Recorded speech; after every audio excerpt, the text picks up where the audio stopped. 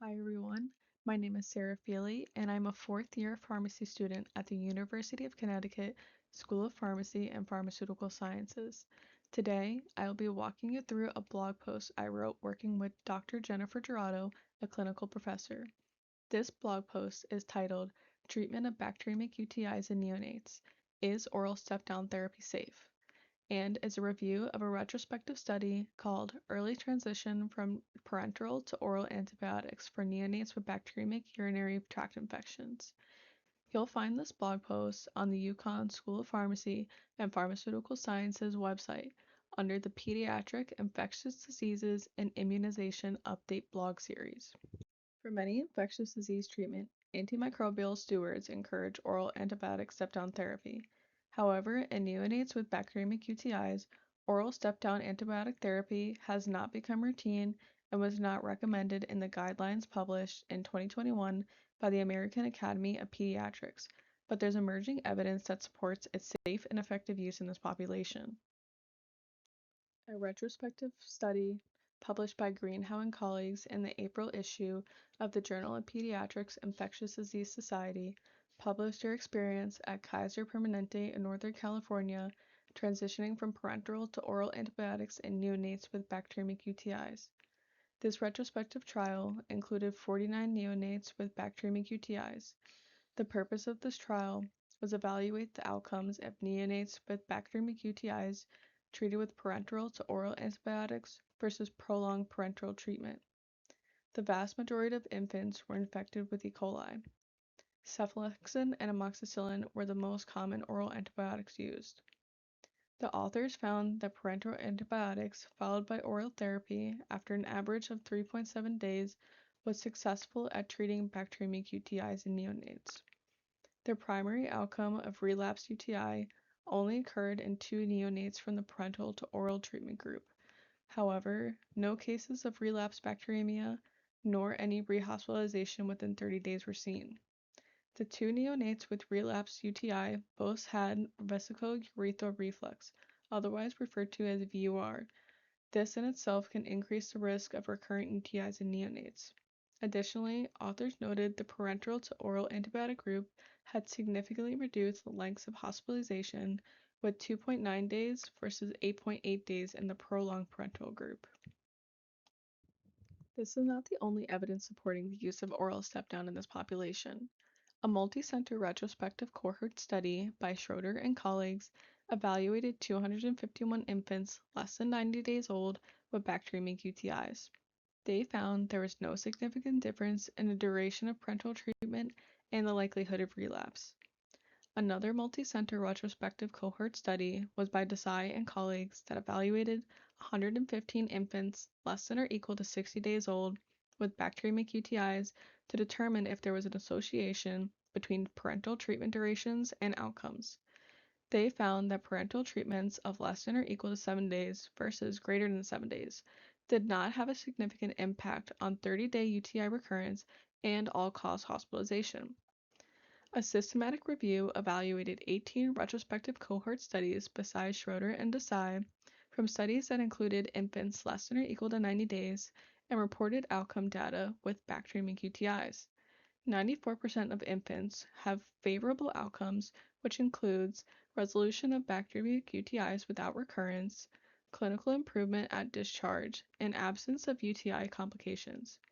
They also found that infants with prolonged bacteremia received longer courses of IV antibiotics, severe UTI-related complications were rare, and recurrences occurred most in infants with urological abnormalities like vesiculo-urethral reflux, which suggests that this abnormality may be contributing to UTI recurrences.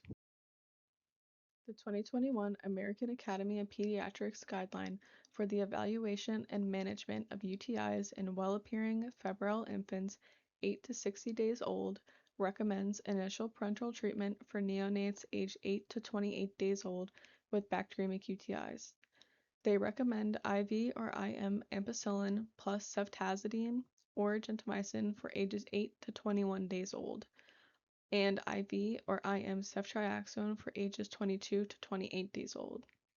The neonate can be transitioned from empiric treatment once blood cultures are negative for 24 to 36 hours and the neonate is clinically improving, including appropriate feeding and being afebrile.